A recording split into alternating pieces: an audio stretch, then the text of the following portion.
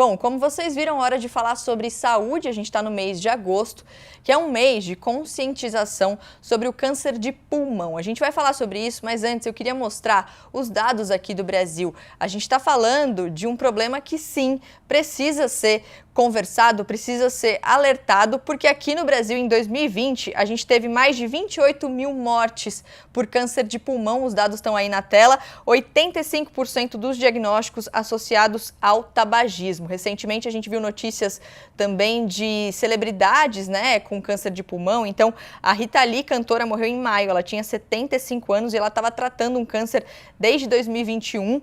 Também, essa semana, infelizmente, a notícia da morte da atriz a Aracy Balabanian. Ela tinha 83 anos e ela estava internada também para tratar tumores no pulmão que ela descobriu no ano passado.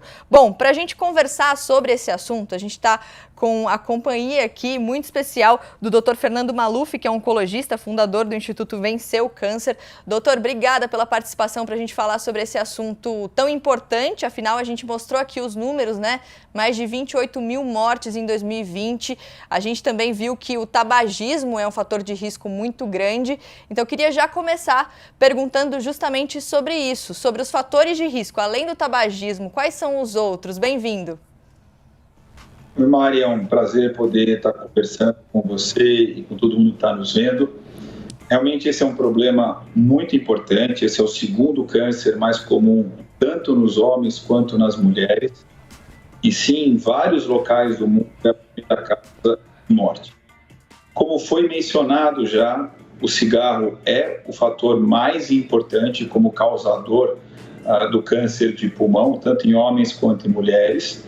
Mas tem outros fatores também importantes. Um deles é a própria poluição.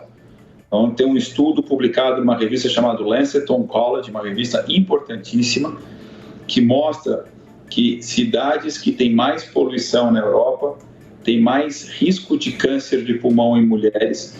E eles fizeram uma coisa muito interessante. Eles conseguiram localizar áreas onde tinha um fluxo de carros maior e relacionar com o risco de câncer de pulmão. E realmente, áreas que têm fluxo mais movimentado de automóveis, que são grandes poluentes, estão associados com maior número de câncer de pulmão. Então, certamente, os poluentes são um fator de risco importante. E sem esquecer que o tabagismo, não só o ativo, mas o passivo. Ou seja, se alguém mora com alguém que fuma constantemente, essa pessoa também tem um risco claramente maior de desenvolver câncer de pulmão. Mas não para por aí. Tem uma parte que é a nossa predisposição. E aí, nesse ano, no Congresso americano, teve um estudo interessantíssimo, para mim, um dos mais importantes desse congresso, é o congresso mais relevante do mundo. É um estudo que avaliou em homens e mulheres que fumavam, 116 pessoas, onde parte delas nunca teve câncer, apesar de fumar muito, e a outra metade teve câncer numa idade muito precoce de pulmão. E o que foi visto, Mari, é que além da questão do fator de risco, no caso do cigarro, havia 33 genes que eram diferentes em quem desenvolveu o câncer em relação a quem fumou muito e não desenvolveu. Portanto, abre um precedente, uma história muito interessante de que o fator de risco, ele é um gatilho, mas talvez algumas pessoas tenham mais chance de desenvolver um câncer baseado em genes que essa pessoa carrega consigo em relação a outras que não têm esses genes.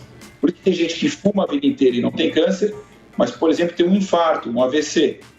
E tem outras que fumam a vida inteira e vão ter um câncer, mas não vão ter infarto. Então, talvez tenha, dentro do nosso organismo, genes diferentes que vão predispor a uma coisa ou a outra, quando o fator de risco ele é outra vez colocado no nosso organismo constantemente.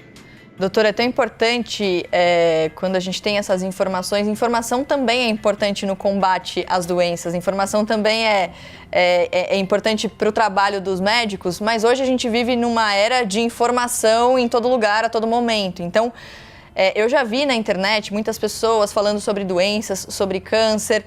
E aí eu queria saber, De que maneira a gente pode se proteger dessas informações que não necessariamente são as informações certas sobre doenças, principalmente no caso de câncer? Onde procurar informações e onde procurar ajuda? Qual é o primeiro sinal? Porque o que eu já ouvi por aí é câncer não dá sintoma e quando dá sintoma é sinal de que está grave já.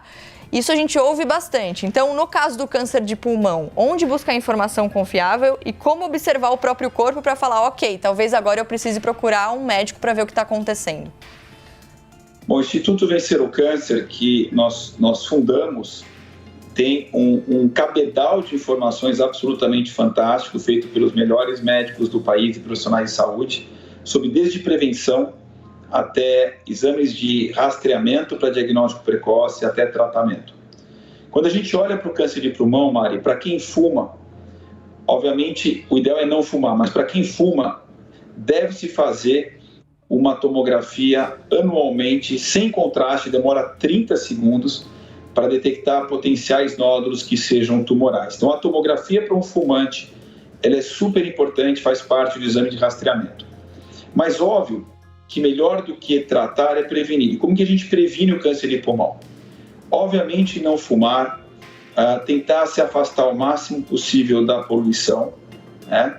E manter uma vida saudável, um peso em ordem, fazendo esporte e com uma dieta adequada. E um alerta importante é que agora nós temos o vapor. O vapor é tido hoje como uma das maiores armas de potencial mortalidade no mundo. No Brasil e no mundo, ele está ficando epidêmico.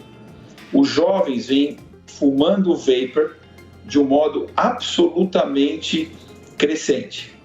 E o vapor, e a gente vê isso hoje em dia, que é muito consumido entre os jovens, menos a população de mais idade, ele tem uma carga de substâncias cancerígenas enorme, tão grande quanto o cigarro.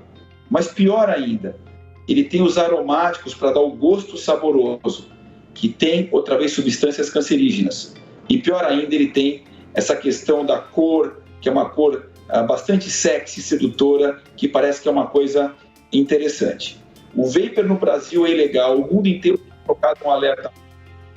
E o que eu vou te dizer é que eu nunca vi pulmões tão ruins de jovens que fumam vapor, mesmo comparado com pessoas que fumam cigarro. Então o vapor eu considero, junto com o cigarro até mais, como uma potencial arma química de destruição do tecido pulmonar e também como potencial fator de elevado poder também. Doutor, obrigada pelo tempinho para conversar com a gente aqui, sempre um prazer te ouvir. Muito obrigado.